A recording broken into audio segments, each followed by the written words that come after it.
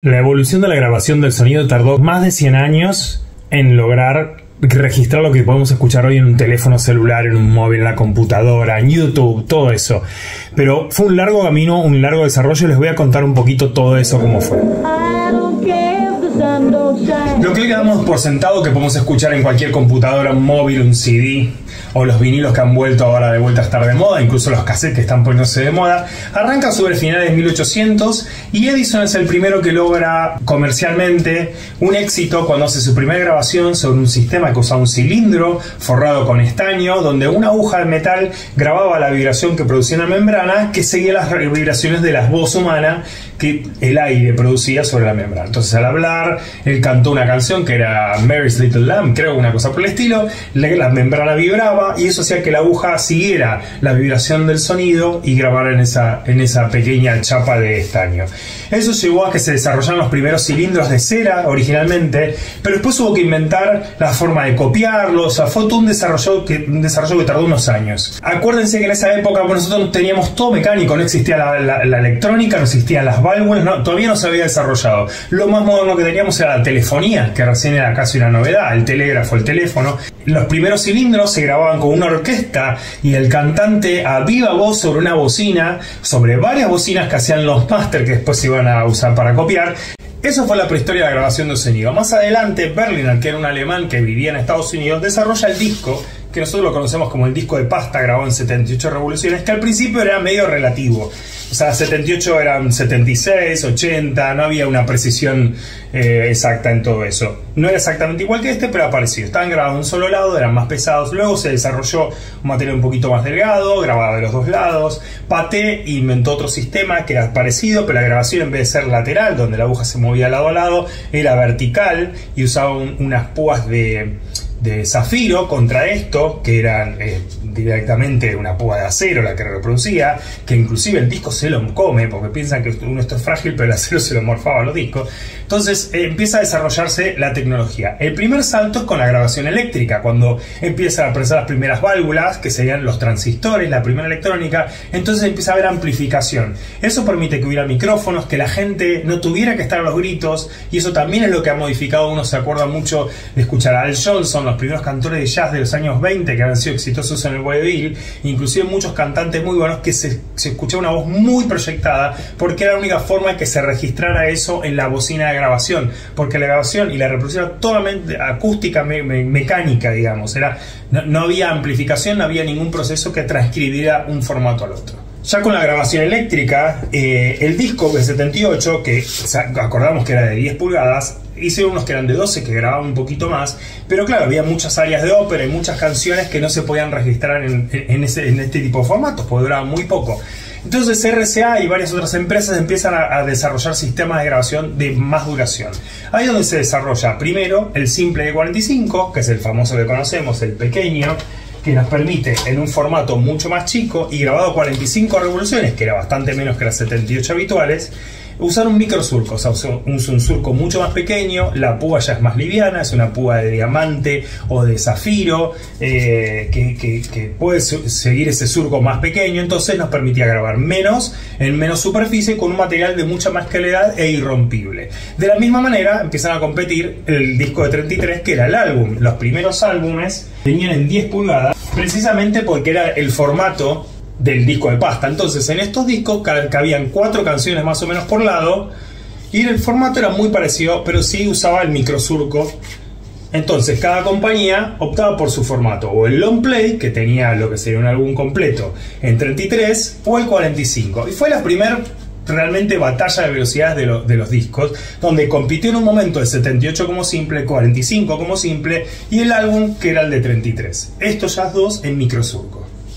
Bueno, el disco luego transformó en el 12 pulgadas que nosotros conocemos, el álbum común, que podía grabar hasta 21, más o menos 21 o 22 minutos por lado, y ya permitía grabar muchas cosas más, áreas de ópera más completas. O sea, otra cuestión, en un microsurco que luego también pasó a ser estéreo, grabando de forma lateral la superficie de esa especie de surco, sobre un costado uno de los canales, sobre el otro costado el otro canal, y eso hacía que fuera compatible inclusive con los reproductores mono. Eso fue ya posterior a los años 50, aunque las pruebas habían sido mucho anteriores de la grabación estéreo. Más allá de eso, hubo varios sistemas que estuvieron probándose en grabación magnética, y el primero de ellos fue el grabador de alambre, que no sé si alguno lo habrá visto. Era algo que en Argentina inclusive también se vio usar para hacer dictados y cosas profesionales. El grabador de alambre usaba un alambre de acero que se graba básicamente como se graba una cinta, o sea, lo que hace es magnetizar ciertas partes del material según la señal que recibe la cabeza magnética. Y sube la cabeza y va subiendo y bajando, haciendo que el alambre se enhebrara perfectamente en el otro carrete, como si fuera una cinta, pero con un alambre muy finito de acero. Esto no era algo de mucha calidad, el alambre iba bastante rápido, duraba bastante poco, las cabezas se gastaban mucho, pero se usó bastante para usos industriales, para usos militares y para uso en empresas para dejar dictados o mandar mensajes de audio. El desarrollo de la grabación magnética explota cuando salen las cintas, y así es que tenemos los primeros grabadores de cinta, como el famosísimo que hubo acá en la Argentina, el Geloso italiano, que es este pequeño grabador, que es el primero que les permite a la gente poder grabar sus programas de radio, sus canciones preferidas en una cinta magnética y volverlo a grabar. O sea, te da mucha más versatilidad y permite grabar algo que antes no se podía. Uno compraba la grabación ya hecha. Esto fue lo primero que desarrolla la grabación en cinta magnética. Luego vino el cassette, el 8 pistas. El 8 pistas, como lo llaman, o magazine, como se dice en Argentina, son estos cartuchos que tienen una cinta sin fin.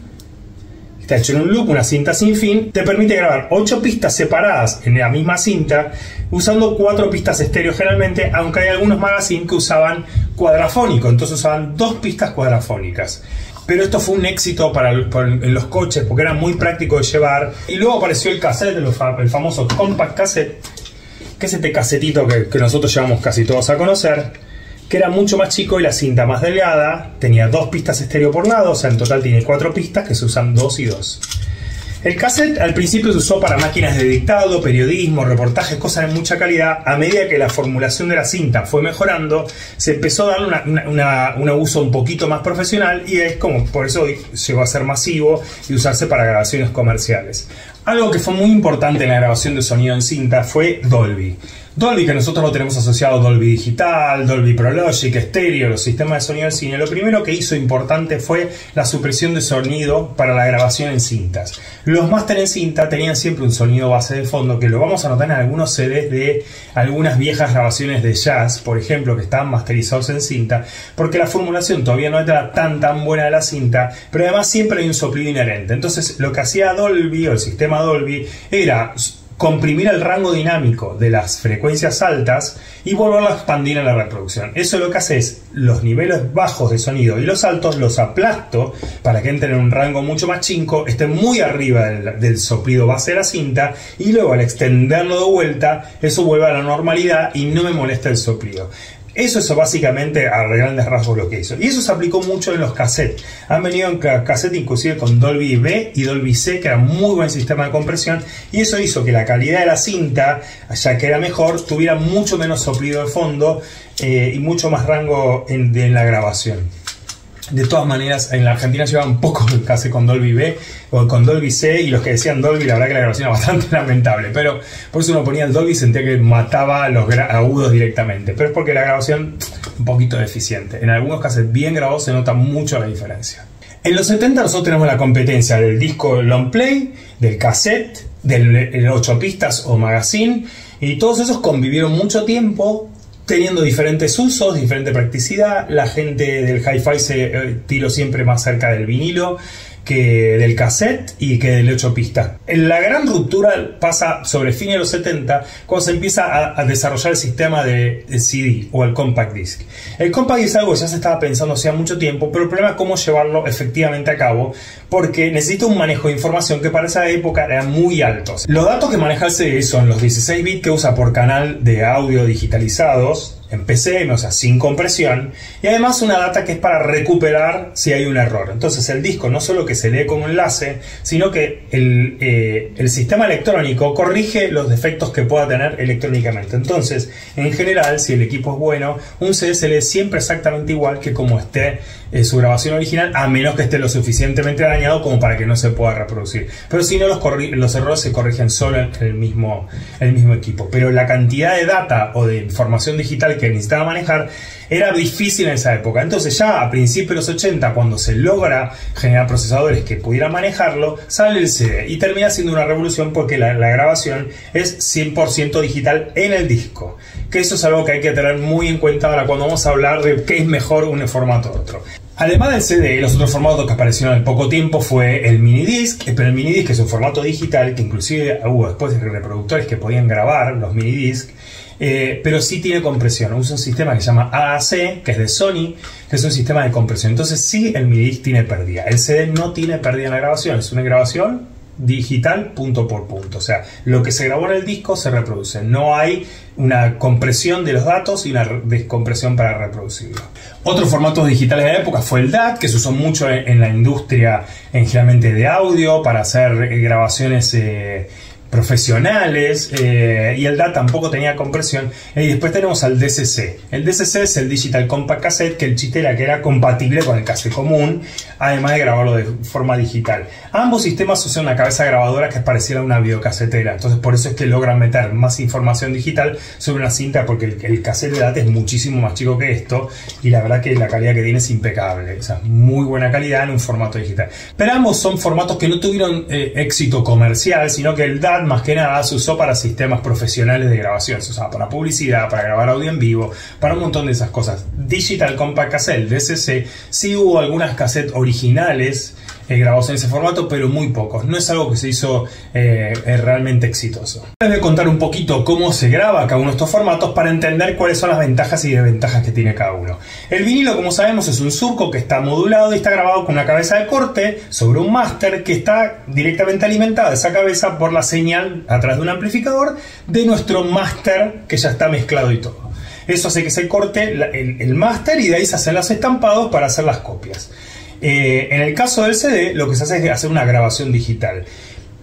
El vinilo sí o sí tiene una compresión en el máster para que entre dentro del rango que puede grabar el vinilo. ¿Por qué? Porque si uno graba unos sonidos muy bajos, se va a quedar por debajo del ruido, del rumble, de todo eso que tiene inherente el material y el soporte en sí. Entonces se va a perder. Entonces lo que hago es subir los niveles más bajos de nuestro audio y los que están fuertes bajarlos un poco para que no sobremodule el track y no sature. Entonces sí o sí hay un cierto nivel de compresión que está pensado en el máster y que incluso a veces está pensado cuando se graba la canción, o sea, usar las ventajas que tengo cuando yo voy a usar este tipo de material. Lo mismo pasa con la cinta, entonces hay que masterizar. Cuando uno va a hacer un cassette, está masterizado diferente por el tipo de soplido, por el tipo de soporte, por el tipo de respuesta en frecuencia que puede tener el cassette y el mismo soplido que tiene la cinta, que es mucho mayor que el que tiene el vinilo. Entonces todas esas son cosas que se tienen en cuenta cuando se graba el vinilo o el cassette. En el caso del CD tenemos un formato digital que tiene de por sí 16 bits, entonces nos permite grabar un rango dinámico mucho más amplio que el que puede grabar el vinilo. Eso es un hecho. Entonces, el rango de un CD normal está arriba de los 90 decibeles. Está casi 20 decibeles más arriba de rango que lo que tiene un vinilo. En un CD uno puede grabar sonidos mucho más bajos sin que tenga soplido, que el soplido va a ser el que tiene la electrónica, porque el disco por sí no tiene soplido. O sea, el formato no tiene soplido salvo que se lo grabes. Y los sonidos más fuertes son mucho más altos que lo que puede grabar un vinilo sin saturar. La ventaja que tiene el CD contra el vinilo de movida es que para el CD las frecuencias son todas medio iguales. O sea, el formato, la base, no le importa si tiene 20 Hz o 20 kHz. Es exactamente igual. En un vinilo la púa tiene que seguir una frecuencia baja o estar luchando con una frecuencia mucho más alta. Por eso además las cápsulas tienen una ecualización. Hay un sistema de grabación que usa el formato RIA, que es el que se usó estandarizado para vinilo, que lo que hace es aprovechar esos rangos de frecuencia en los que el vinilo rinde mejor para que reproduzca parejas todas las frecuencias lo más posible. Explicadas las dos versiones, o sea, de cómo se graba uno y el otro, vamos a explicar un poquito qué es mejor y qué es peor.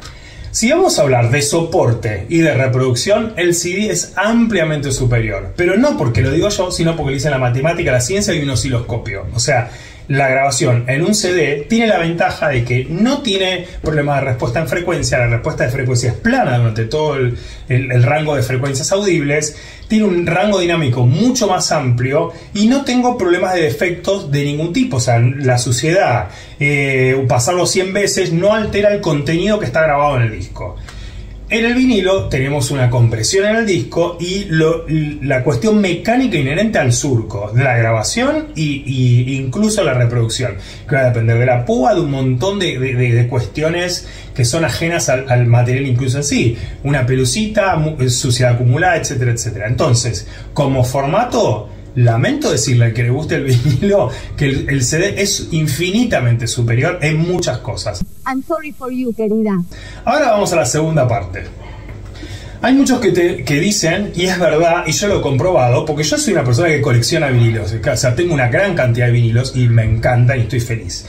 ¿Qué pasa? Lo que ha pasado mucho es cuando transcriben los formatos, y lo van a notar en Spotify, inclusive en los formatos digitales, es que o se ha remasterizado mal, o han tratado de darle demasiada presencia a frecuencias que en el original no estaban. Y yo puedo dar fe que un disco original de los años 50 de Dinah Washington suena infinitamente superior en el disco original que en un remasterizado X en CDs.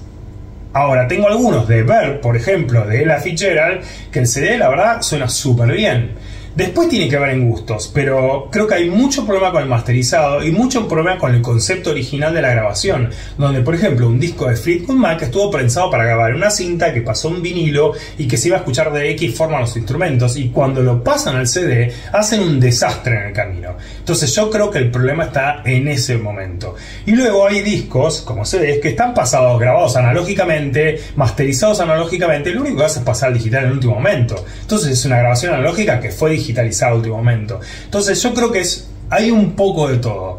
Entiendo que puede ser bastante polémico para alguna gente por una especie de cosa romántica que tiene el vinilo, y que es cierto y que yo lo valoro. El vinilo tiene la ventaja de tener unos covers como estos y ser un formato realmente precioso. Este es un disco relativamente nuevo, el último de Giorgio Moroder, que suena de puta madre en CD, que suena de puta madre en vinilo. Este es uno de Guardianes de la Galaxia, un Picture Disc. O sea, esto la verdad que es incomparable como objeto y suenan súper bien. Están súper bien grabados, están pensados para masterizarse también en disco y suenan súper bien. Pero yo estoy seguro que si pongo este CD de Giorgio Moroder, el CD va a sonar un poco más claro, un poco más limpio, más despejado, porque el nivel de compresión es mucho menor. Después también tenemos otra cuestión, la batalla del loudness, como le dicen, y es que en todos estos últimos 20 años se ha intentado comprimir el sonido tan arriba, que todo suene fuerte, porque es el que más llama la atención en la radio. Entonces es probable que este disco tenga la misma compresión que la que está en el CD. Entonces yo creo que es muy relativo, es muy difícil cuál es mejor o peor per se, porque los dos son formatos que están buenísimos, y yo creo que está bueno tener discos originales de época que han sido grabados de primera calidad y tener CD donde hay cosas grabadas de primera calidad. No es el problema del formato, sino la grabación y cómo están transcritos. Después de dicho todo esto sobre los CD y los vinilos, cada uno tendrá su opinión y espero leerlas, pero quiero que me digan principios reales. Si me van a decir el vinilo es mejor porque suena más cálido que yo, eso es absolutamente aleatorio, que suena más cálido, más esto, más lo otro. Eso es una apreciación subjetiva. El CD como formato es mejor. Si la grabación está bien hecha, es mejor que el vinilo.